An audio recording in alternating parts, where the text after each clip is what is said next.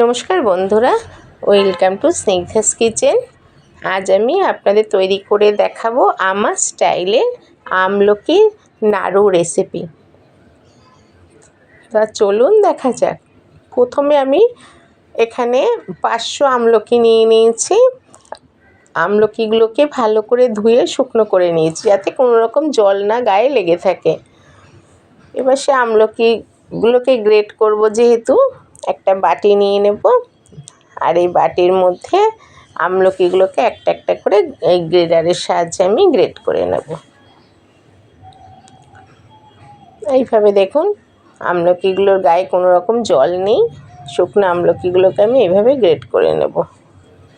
তো বন্ধুরা, যাদের হজমের অসুবিধা, খিদে পায় না, ঘুম পায় না, খেতে মুখে অরুচি, খেতে ইচ্ছা করে না, হজম হয় না, খেলেই পেটটা ফুলে যায় সঙ্গে সঙ্গে খাওয়ার পরে, অনেকেই আছে যেমন পেটটা ফুলে যায় খাওয়ার পরে, খেতে ইচ্ছা করে না, যেন অনেক কিছু খেয়েছে পেটটা এভাবে ফুলে যায়।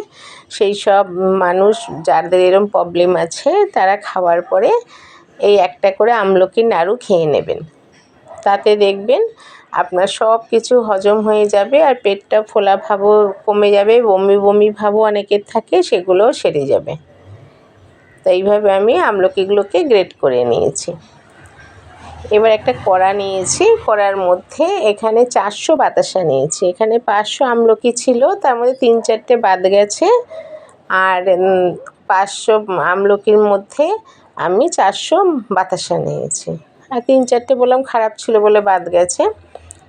আর এর মধ্যে মশলা নিয়েছি জিরে গুঁড়ো, ধনে গুঁড়ো, হলুদ আর কাশ্মীরি শুকনো লঙ্কা গুঁড়ো নিয়েছি, আর কালো জিরে নিয়েছি।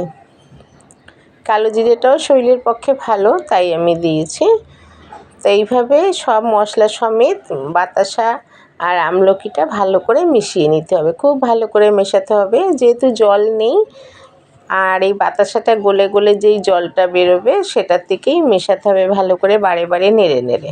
তো দেখুন, এভাবে নাড়তে নাড়তে আমলকিটা অনেক কমে গেছে। আর এর মধ্যে দিয়েছি জোয়ান আর গোলমরিচ গুঁড়ো। জোয়ানটাকে একটু শুকনো কড়াই ভেজে নেব আর এর গোলমরিচের সঙ্গে একসঙ্গে মিক্সির বাটিতে পেস্ট করে নেব। তা দেখুন, একসঙ্গে পেস্ট করে নিয়েছি। জোয়ানটা ভেজে নিয়ে একটু হালকা করে শুকনো কড়াতে এবার এই আমলকির সঙ্গে ভালো করে মিশিয়ে দিতে হবে। তো এইভাবে গোলমরিচ গুঁড়োটা আর জোয়ানটা ভালো করে আমলকির সঙ্গে মিশিয়ে দিলাম। এবার আমলকিটাকে সমানে নাড়তে নাড়তে একটা কাই তৈরি হবে। কাইটা দেখবেন খুন্তিতে যখন আঙুলে আঠা আঠা ভাব হচ্ছে তখন জানবেন এটা হয়ে গেছে। দেখবেন একটা চিটচিটে, যতক্ষণ চিটচিটে করবে আঠা ভাবটা, জানবেন তখন হয়ে গেছে। তখন এটাকে নামিয়ে নিতে হবে। তো বন্ধুরা, এটা কখনো হাই ফ্লেমে করবেন না, কখনো মিডিয়াম ফ্লেমে করতে হবে, কখনো লো ফ্লেমে এটাকে সমানে নাড়িয়ে নাড়িয়ে বানাতে হবে এই কাইটাকে। দেখুন, কাইটা প্রায় রেডি হয়ে গেছে, পুরোটাই রেডি হয়ে গেছে। এখন আমি কাইটাকে নামিয়ে নেব। দেখুন, একদম লেগে লেগে যাচ্ছে, নিচটা যখন ধরে যাচ্ছে ভাববেন তখন জানবেন হয়ে গেছে। আর চিটচিটে একটা ভাব হবে, আঙুলে নিয়েই বুঝতে পারবেন একটা খুব চিটচিটে, সেই নারকেল নাড়ু যেভাবে বানায় ওই রকম একটা চিটচিটে ভাব হবে, তখনই নামিয়ে নিতে হবে। তাই এইভাবে আমি নামিয়ে নিলাম। তো বন্ধুরা, এটা ভীষণ উপকারী, এটা ছোট থেকে বড় সবাই খেতে পারে, এটা খুবই উপকারী জিনিস। তাই আমি আপনাদের সঙ্গে শেয়ার করলাম যে এইভাবে না আমলকিগুলোকে নাড়ুর মতো বানিয়ে রাখতে পারেন, এতে বাচ্চারাও খেতে ভালোবাসবে আর বড়রাও খেতে ভালো লাগবে। তাহলে কাইটাকে নামিয়ে নিলাম, নিয়ে এইবারে ছোট ছোট এইভাবে বল তৈরি করে নেব।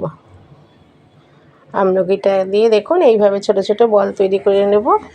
তো বন্ধুরা, আমার তৈরি এরম আমলকির বল রেসিপি আপনাদের যদি ভালো লেগে থাকে আমার চ্যানেলটিকে সাবস্ক্রাইব করবেন আর পাশে থাকা বেল আইকনটিকে ক্লিক করবেন। তো চলি বন্ধুরা, আপনাদের সঙ্গে আবার দেখা হবে অন্য কোনো দিন সুন্দর কোনো রেসিপি নিয়ে।